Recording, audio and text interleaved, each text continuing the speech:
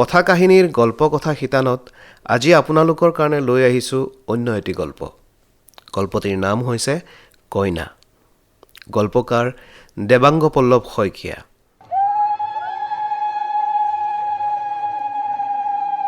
আবেলি উৰুলিৰ শব্দত মই সাৰ পালোঁ। সপোনেই দেখি আছিলোঁ নেকি? আকৌ দীঘলীয়া উৰুলি। নাই, সপোন নহয়। শব্দটো আহিছে আমাৰ বাৰীৰ পিছফালে থকা চুবুৰীৰ পৰা। কাৰ বিয়া? বিমানহঁতৰ চুবুৰীত বিয়া আৰু মই গম নাপাওঁ? মায়ে মোক জনাবলৈ পাহৰিলে নেকি? সৰু বিয়াও হ'ব পাৰে। তোলনি বিয়া এতিয়াও চলি আছে গাঁৱে ভূঞে। কিন্তু কাৰ? মই জনাত তোলনি হ'ব লগা সৰু ছোৱালীও নাই। বিয়া হ'বলৈ থকা ছোৱালী হ'ল আইজনী বাইদেউ, বিমানৰ ভনীয়েক আৰু কোন আছে? নে লগুণ দিয়নী? বিয়াই হওক বা লগুণ দিয়নীয়েই হওক, মই নিমন্ত্ৰণ পোৱা নাই। নে ঘৰত নথকাৰ বাবে গাঁৱৰ মানুহে মোক নিবিচৰা হৈছে আজিকালি? অৱশ্যে আজিকালি দূৰত থকাৰ বাবেই গাঁৱৰ বহু খবৰেই নাপাওঁ মই। পঢ়া শুনা কৰিবলৈ মই গাঁৱৰ পৰা হায়াৰ ছেকেণ্ডাৰী পাছ কৰিয়েই ওলাই গৈছিলোঁ গুৱাহাটীলৈ, আজি 10 বছৰ আগতে। তাৰ পাছত চাকৰিৰ বাবে গুৱাহাটীৰ পৰা ওলাই গ'লোগৈ দেশৰ ৰাজধানী। গাঁৱলৈ ঘূৰি অহা নহ'ল। গাঁৱৰ নৈখনে বাঁহৰ তলৰ লুংলুঙীয়া বাটবোৰে, সন্ধিয়াৰ ধূনাৰ ধোঁৱাৰে সুগন্ধিময় পদূলিবোৰ, বৰ নামঘৰৰ দবাৰ মাতে, বাৰিষাৰ মৰাপাতৰ গোন্ধে, খুপি খুপি খোজ কঢ়া পিছল হৈ থকা পথাৰৰ আলিবাটবোৰে, গছবোৰে মোক আকুল হৈ অনবৰতে মাতি আছে যদিও মই গাঁৱলৈ উভতিব পৰা নাই। আৰু ভৱিষ্যতে উভতিব পাৰিম যে তাৰো আশা নাই। গাঁওখনৰ সত্তাটোৰ ওচৰত মোৰ নিজকে প্ৰায়ে দোষী দোষী লাগে। আকৌ এবাৰ উৰুলিৰ শব্দ কাণত পৰোঁতে মায়ে মোক জগাবলৈ আহি বিচনাৰ কাষতে বহিল। তই বন্ধৰ দিনটোত তাতে আবেলি এনেকৈ এখন্তে শুবলৈ পাৱনে? আজি এয়াৰপৰ্টলৈ আধা টোপনিতেই আহিছিলি ন? উঠ, মই ভজা চাউল, পানী দি নিমখ তেল, বুট আৰু আদা দি থৈছোঁ বাতিটোতে। খাই ল'বি। খাই উঠি ককাহঁতৰ ঘৰত মাত লগাই আহগৈ। এই উৰুলি কাৰ ঘৰৰ পৰা আহিছে? বিয়া ঘৰৰ পৰা আকৌ। মায়ে হাঁহি এটা মাৰিলে। তাকেতো, কাৰ বিয়া? মোক নামাতিলে যে ফোন কৰি? বিয়া মানে আচৰিত বিয়া এইখন। কি মাতিব তোক? মোক অকলে মাতিছে। বিয়া মানে নামটোহে কৰি থৈছে। ধেই, বিয়াখন কাৰ নকৱ কিয়? সোণপেহীৰ। সোণপেহীৰ? কোনে বিয়া পাতিছে সোণপেহীক? এই বুঢ়ী মানুহজনীক? ইছ ৰাম, এই উৰুলিবোৰ সোণপেহীৰ বিয়াৰ? মই আচৰিত হৈ বিচনাৰ পৰা উঠি বহিলোঁ। কিন্তু সোণপেহীক কোনেও বিয়া কৰোৱা নাই। কি? কোনেও বিয়া কৰোৱা নাই? মানে সোণপেহী মৰিবলৈতো বেছি বছৰ নাই। মানুহজনী বিয়া নোহোৱাকৈ থাকি গ'ল। এতিয়া ভায়েক যোগেন, পৰিয়ালৰ মানুহে কথা পাতি ঠিক কৰিলে যে আবিঐ মানুহ এজনী কেতিয়াবা ঘপককৈ এনেকৈ মৰি থাকিলে দেহাটো শুচি নহ'ব। পাছলৈ দহা কাজ কৰিবলৈ দিগদাৰ হ'ব। গতিকে তেখেতৰ দেহাটো শুচি কৰিবৰ কাৰণে কলপুলি এটাৰ লগতে বিয়াৰ নিয়মখিনি কৰি মানুহজনীৰ গাত মাহ হালধি তেল টেঙা সানি দিব আৰু লুচি ভাজিও খুৱাব। সেয়াই বিয়া আৰু। দেহাটো শুদ্ধ হ'ব, পাছলৈ আত্মাটোৱেও শান্তি পাব। বাৰু তই উঠি আছোন। মায়ে ৰুমটোৰ পৰা ওলাই গ'ল। মই বিচনাতে পৰি ৰ'লোঁ। সোণপেহীৰ বিয়া। সোণপেহী।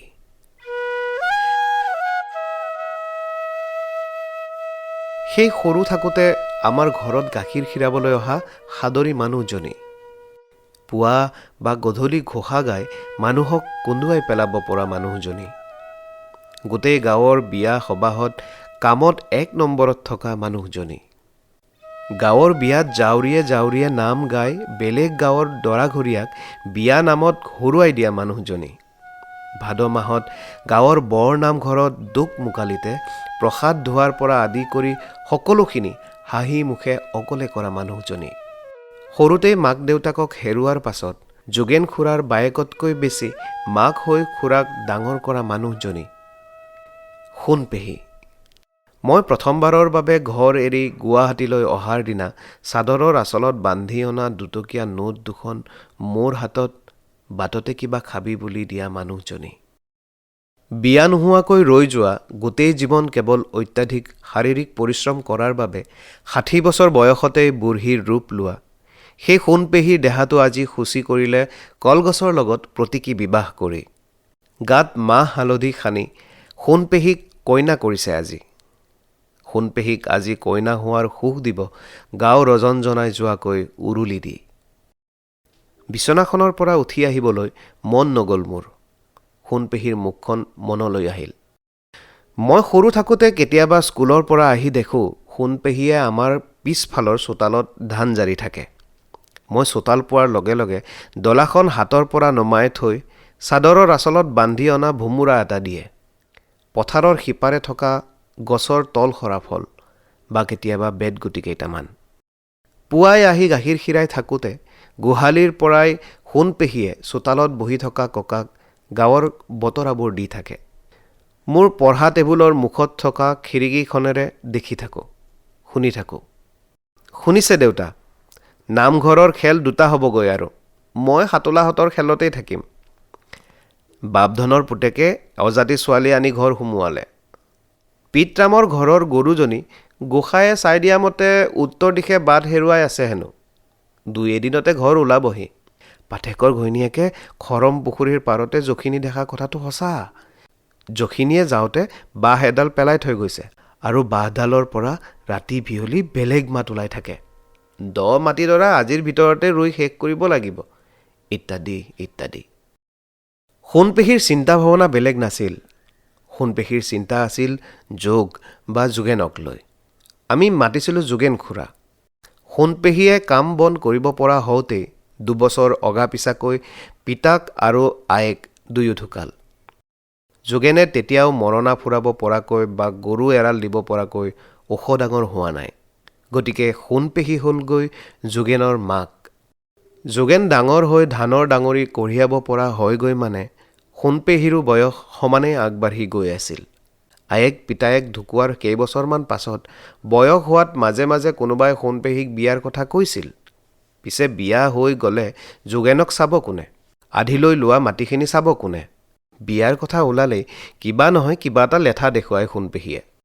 গাভিনী গৰুজনী এনেকৈ এৰি থৈ গ'লে মোক পাপে নুচুবনে? যোগেনলৈ এজনী আনি লওঁচোন, তাৰপিছত মোৰ পাল। সোণপেহী কুৰূপা নাছিল। বগী নহ'লেও মিঠা বৰণীয়া, উজ্জ্বল চকু।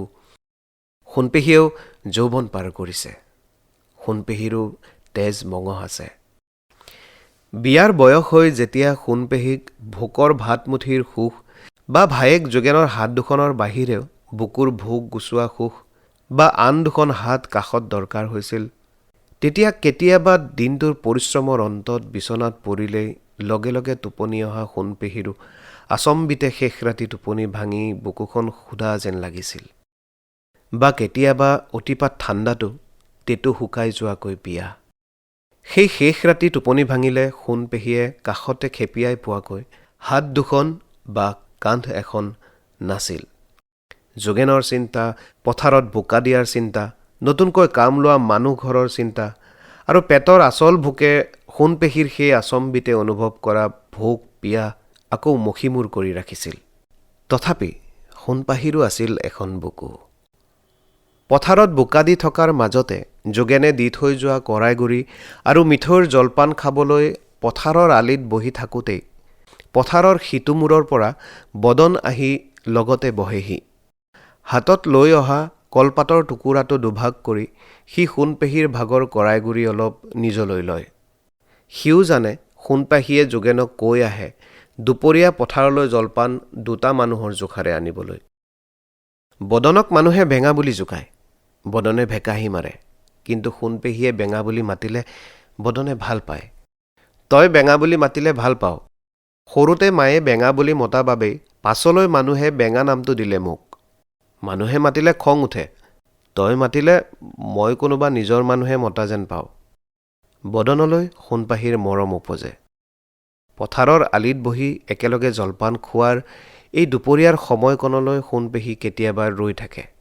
বেলিৰ প্ৰখৰ ৰ'দ মূৰত পৰি থাকিলেও বদন ওচৰত বহি থাকিলে কিবা এটা হাত পৰা যেন লাগে দেহাটো।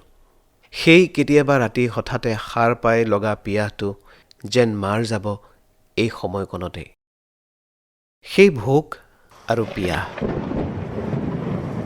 পথাৰৰ পৰা গৰু আনি থাকোঁতেই হঠাতে অহা ধুমুহা বৰষুণত বদনে গৰুহাল সোণপেহীৰ ঘৰলৈ সুমুৱাই নিজেও বাৰেণ্ডাৰ চালিৰ তলতে ৰৈ বৰষুণ এৰালৈ ৰ'ল। ঢেৰেকনিৰ কাণ তাল মৰা শব্দত কলা হৈ অহা আকাশৰ তলত কৰবাৰ পৰা উৰি অহা শুকান নাৰিকলৰ পাত এইবোৰৰ ভয়তেই সোণপেহীয়ে বদনক বাৰাণ্ডাৰ পৰা ভিতৰলৈ মাতিছিল। যোগেন ঘৰত নাছিল। বাহিৰত ধুমুহা ঢেৰেকনিৰ মাজতে ঘৰৰ ভিতৰতো সোণপেহীৰ গাত এচাৰকণি পৰিছিল। বদনে সোণপেহীক এচাৰকণিৰ পৰা বচাবলৈয়ে নিজৰ গাৰ কাষলৈ আনিছিল। সৰু থাকোঁতে কেৱল আয়েকে দেখা সোণপেহীৰ কলা ফুলৰ তিলটো সেইদিনা বদনে দেখিছিল। সোণপেহীয়েও জীৱনত প্ৰথমবাৰৰ বাবে উপলব্ধি কৰিছিল বৰষুণত ৰোৱাতলিৰ মাটি কেনেকৈ ইমান জীপাল হয়।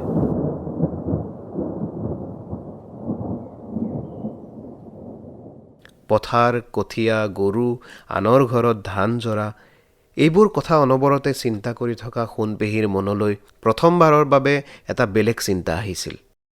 এই খন্তেকৰ বাবে কাষত পোৱা গোন্ধটো, এই হাত দুখন চিৰদিনৰ বাবে থাকক কাষতেই।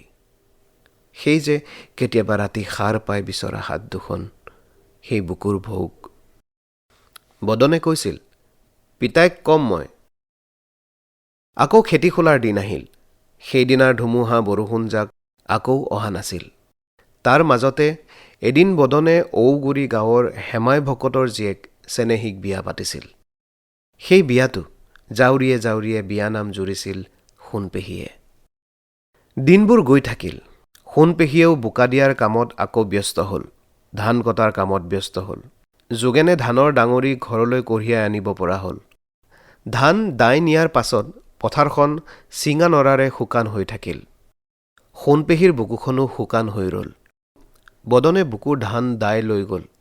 অথচ সোণপেহীয়ে হুকহুকাই নহয়, মনে মনেও এসোটা কান্দিব নোৱাৰিলে।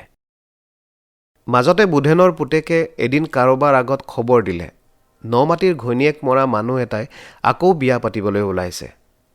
মাটি বাৰী থকা মানুহ, সোণপেহীৰ কথা ক'ব পাৰে। যোগেন দপদপাই উঠিল। মোৰ বাইটিক ইমান পেলনীয়া বুলি ভাবিছ নেকি কটা নিধকৰ জাত? আচলতে এজনী আনি নোলোৱাকৈ যোগেনেও সোণপেহীক ঘৰৰ পৰা উলিয়াই দিবলৈ মন কৰা নাছিল। বায়েকে মাক হৈ তাক যিদৰে এটা পাত ছিঙি যোৱা পুলিৰ পৰা গছ কৰিলে, সেই মমতাত সি বায়েকৰ ছাটোৰ পৰা আঁতৰি আহিবলৈ কোনোপধ্যেই নিজকে সৈমান কৰিব পৰা নাছিল। তদুপৰি সি নিজে চিনি পচন্দ নকৰা বেলেগ গাঁৱৰ অচিনাকি মানুহ এটাৰ হাতত বায়েকক গতাবলৈ তাৰ মুঠেও মন নাছিল। দিনবোৰ গৈ থাকিল। আকৌ বৰষুণৰ দিন আহিল। শুকান পথাৰ জীপাল হ'ল। সোণপেহীৰ মুখখন মিঠা বৰণৰ পৰা কলা হ'ল। চকু গাঁতলৈ সোমাল। বুকুখন দিন যোৱাৰ লগে লগে শুকানৰ পৰা শুকান্তৰ হ'ল। যোগেনৰ বিয়া হ'ল। সোণপেহী থাকি গ'ল। দিনবোৰ গৈ থাকিল। সোণপেহীৰ নিজৰ ৰং ৰূপলৈ ধাউতি নোহোৱা হ'ল। পিছফালে বেৰত লেপি থোৱা আইনাৰ টুকুৰাটোত সোণপেহীয়ে নিজৰ মুখখন নোচোৱা হ'ল। শুকুৰবৰীয়া হাতৰ পৰা কেতিয়াবাই আনি থোৱা বিয়া সবাহে গ'লে হাততে অকণমান লৈ মুখতে সানি যোৱা লিজা নামৰ ক্ৰীমটোৰ বাকী ৰৈ যোৱা ক্ৰীমখিনি উলিয়াই সেইটো চূণ থোৱা টেমা কৰিলে। পিন্ধন উৰণ আগতকৈ বেছি বেচিজিল হ'ল। পথাৰ, ঢেঁকী, জাকৈৰ বাহিৰে সোণপেহীৰ আৰু সংসাৰ নাবাঢ়িল। ভাই বোৱাৰীয়েকে তেওঁক ঘৰুৱা কামৰ পৰা ৰেহাই দিলে। পথাৰৰ কামো আধালৈ আহিল। বিয়াই সবাহে সোণপেহীৰ কাম, বিয়ানাম এইবোৰ চলি থাকিল। ঘৰে ঘৰে কাম কৰাটো বন্ধ হ'ল। যোগেনৰ উপাৰ্জন ভাল হোৱা বাবে সোণপেহীক আনৰ ঘৰত কাম কৰিবলৈ নিদিয়া হ'ল। বয়সতকৈ সোণপাহী বুঢ়ী হ'ল। চকুৰ গুৰি বেছিকৈ সোমাই গ'ল। শৰীৰলৈ শীত নামিল। সোণপেহীৰ আকৌ এবাৰ সজীৱ হোৱাৰ বাসনা কোনোদিনে নাজাগিল। শীতকালেই থিতাপি ল'লে সোণপেহীৰ শৰীৰে মনে। বসন্ত ৰ'ল বৃত্তৰ বাহিৰত। আয়েক আৰু বদনৰ বাহিৰে সোণপেহীৰ কলা ফুলৰ তিলটো আৰু কোনেও নেদেখিলে। পিছফালৰ চোতালখনৰ ঘৰৰ বেৰত লেপি থোৱা আইনাখনৰ টুকুৰাটোত কপালখন চাই সোণপেহীয়ে সেন্দুৰৰ ফুট ল'বলৈ নাপালে। আৰু তাৰ মাজতেই যোগেনহঁতে চিন্তা কৰিলে, এনেকৈ আবিয়ৈ হৈ যদি বায়েক এদিন মৰি থাকে তেনেহ'লে দেহাটো শুচি হ'বনে? পাঠেকনি বুলুবেহী ভোগৰামহঁতে দিহা দিলে, কলপুলি এটাৰ লগতেই সোণপেহীৰ বিয়াৰ নীতি নিয়মখিনি কৰি থ'লে কামটো সমাধা হ'ব। পাছলৈ দহা কাজ কৰিবলৈ দিগদাৰ নহ'ব। সাদৰী মানুহজনী জীয়াই থাকোঁতে দহা কাজৰ চিন্তা কৰা মানুহ ওলাল। তেনেহ'লে সেই কথামতেই কাম হ'ল। আবিয়ৈ সোণপেহীৰ বিয়া হ'ব। দৰা হ'ব এটা কলপুলি। আজি সেয়েহে ৬০ বছৰীয়া সোণপেহীক কলপুলি এটাৰ লগত প্ৰতীকী বিয়া দি ৰাইজে মানুহজনীৰ দেহাটো শুচি কৰিবলৈ যোজা চলাইছে। সোণপেহীৰ দেহাটো শুচি হ'ব কলপুলিৰ লগত বিয়া হ'লে। সোতোৰা গালত মাহ হালধি সানিলে। কোনোবাই এবাৰলৈ ভাবিছিলনে এই বিয়াই সোণপেহীৰ গাটো শুদ্ধ কৰিব, আত্মাটোক শান্তি দিব, নে সোণপেহীৰ বুকুত ঘা লগাব জীৱনৰ এই শেষ প্ৰহৰত? নে কোনেও নেদেখাকৈ সোণপেহীয়ে বুকুত কঢ়িয়াই ফুৰা গেথেলা মৰা ফোহা এটাৰ পৰা চেপি চেপি পূজ বাহিৰ কৰিব এই বিয়াই, আৰু নমৰালৈকে পেহীৰ শুকান বুকুখন সেই বিষ পানীয়ে চানি ধৰিব? বিয়া নোহোৱাকৈ থাকি যোৱা এই সাদৰী মানুহজনীক মানুহে এতিয়া এই বয়সত কলপুলিৰ লগত কইনা সজাই মানুহজনীৰ বুকুৰ বিষবোৰ উলিয়াই আনি সেই বিষেৰে ৰং খেলিব, সোণপেহীৰ গালে মুখে সেই ৰং সানি দিব। কিয় এই নিয়ম? আবিয়ৈ হৈ থকাই এই মানুহজনীৰ দুখ। এই বিয়াই জানো মানুহজনীৰ গাটো শুদ্ধি কৰিব? এক অপ্ৰকাশিত দুখেৰে আত্মাটোক যে ঘূণীয়া কৰি এৰিব, সেইটো কোনেও এবাৰলৈ কিয় নাভাবিলে? গোটেই জীৱন আনৰ বাবে জীয়াই থকা মানুহজনীক মৰাৰ আগতেই মাৰিবলৈ কাৰো বুকুখন এবাৰলৈও নকঁপিলনে? কাৰ ভালৰ বাবে এই নিয়ম? কথাবোৰ ভাবি থাকোঁতেই সন্ধিয়া লাগিল। গধুৰ বুকু এখন লৈ মই বিচনাৰ পৰা উঠিলোঁ। মই যাম কইনা সোণপেহীক চাবলৈ। বিয়াঘৰ পাওঁগৈ মানে বিয়া প্ৰায় শেষ হওঁ হওঁ। নঙলামুখত কলপুলি, আমৰ ডালি, টেকেলি, সকলো ডাঙৰ বিয়াৰ দৰে। ৰভাখন সৰু। মই ভিতৰলৈ সোমোৱাৰ লগে লগেই যোগেন খুৰাই মোক আথে বেথে নিলে। তই আহিছ বুলি বৌতীয়ে ক'লে। গম পাইছই নহয়, এয়া পেহীয়েৰৰ বিয়া। যোগেন খুৰাৰ কথাত কিবা এটা দোষী দোষী ভাৱ আছিল। বায়েকক সময়মতে বিয়া দিব নোৱাৰাৰ এটা কাৰণ যে যোগেন খুৰা নিজেই তেখেতে কিজানি উপলব্ধি কৰিছিল, দেৰিকৈ হ'লেও। সৰু ৰভাখনৰ এচুকত কথত গাঁৱৰ মাইকী মানুহ কেইজনীমানৰ লগত সোণপেহী বহি আছিল। কাৰোবাৰ পুৰণি পাটৰ সাজ এযোৰ সোণপেহীক পিন্ধাই থৈছিল। চুলিত তেল ঘঁহি পৰিপাটিকৈ আঁচুৰি দিছিল। মুখত ৰঙো সানি দিছিল। সোণপেহীক ইমান পৰিপাটিকৈ মই প্ৰথমবাৰৰ বাবে দেখিছিলোঁ। সোণপেহী ধুনীয়াজনী হৈ উঠিছিল কইনাৰ ৰূপত। মাইকী মানুহবোৰে কৈয়েই আছিল, দেখিছ বাইটি, আজি তোক কিমান ধুনীয়া লাগিছে। এনেই ফাপৰে ধৰা মানুহজনী আজি কইনা হওঁতেহে আচল ৰূপ ওলাইছে। সোণপেহী কইনা হৈ বহি আছিল। মাইকী মানুহবোৰে মাজে মাজে ঢেকঢেকাই হাঁহিছিল। সোণপেহীয়েও ঢেকঢেকাই হাঁহিছিল। সোণপেহীৰ ওচৰলৈ গৈ যেতিয়া মই ঔ কইনা পেহী বুলি মাত লগালোঁ, পেহীৰ গাঁতলৈ সোমোৱা গুৰি কলা পৰা চকুজুৰিয়ে যেন মোক কৈ উঠিল এই আনন্দৰ মাজৰ কোনেও নেদেখা পেহীৰ বুকুৰ আন্ধাৰৰ সমস্ত কাহিনী। পেহীৰ চকুজুৰিয়ে যেন মোক কৈ থাকিল, মই কষ্ট পাইছোঁ এই কইনাৰ সাজত, এই আনন্দত। মই বেছি সময় সোণপেহীক চাই থাকিব নোৱাৰিলোঁ। দৰা ক'ত? মই হাঁহি হাঁহিয়েই যোগেন খুৰাৰ খুৰীক সুধিলোঁ। সৌজন দৰা। খুৰীয়ে সোণপেহীৰ বিপৰীত দিশত থিয় কৰি থোৱা কলপুলিটোলৈ আঙুলিয়ালে। খুৰীয়ে ক'লে, বৰ গপচ দৰা। বদন ককাইদেৱে নিজৰ বাৰীৰ পৰা কাটি আনি দিছে। সোণপেহীৰ দৰা হোৱা কলপুলিটো কাটি আনি দিছে বদনে। সোণপেহীৰ কলা ফুলৰ তিল দেখা সেই বদনে। মোৰ আৰু বিয়া ঘৰত থাকিবলৈ মন নগ'ল। কিবা এটা খাই যা, বিয়া শেষ হ'লেই। যোগেন খুৰাই ক'লে, নালাগে খুৰা, থাওক, মই ঘৰত ভাতেই খামগৈ। মই বাহিৰলৈ ওলাই আহি থাকোঁতেই আকৌ এবাৰ উৰুলি দিলে মাইকী মানুহবোৰে ঘূৰি চালোঁ। এইবাৰ সোণপেহীয়ে মাইকী মানুহবোৰৰ মাজৰ পৰা উঠি আহি এফালে এলাগী হৈ পৰি ৰোৱা কলপুলিটো সাৱটি ধৰি হাও হাওকৈ কান্দিবলৈ ধৰিলে। মাইকী মানুহবোৰৰ মুখৰ মাত সৰিল। সোণপেহীৰ কান্দোন চৰিল। আয়েক পিতাক মৰোতেও কিজানি সোণপেহীয়ে এনেকৈ কন্দা নাছিল। এসময়ত দুজনী মানুহে ধৰি সোণপেহীৰ বুকুৰ পৰা কলপুলিটো কাঢ়ি লৈ গ'ল। সোণপেহীয়ে চিঞৰি চিঞৰি কান্দিয়েই থাকিল, যেনেকৈ গিৰিয়েক ঢুকালে মানুহজনীয়ে কান্দি থাকে। দৰা কলপুলিটো ওৰে ৰাতি চোতালৰ এচুকত পৰি থাকিল।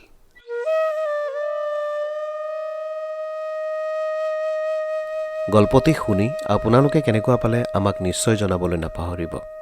পৰৱৰ্তী খণ্ডত পুনৰ লৈ আহিম আন এগৰাকী গল্পকাৰৰ এটি নতুন গল্প। তেতিয়ালৈকে মোক দিয়ক অনুমতি। নমস্কাৰ।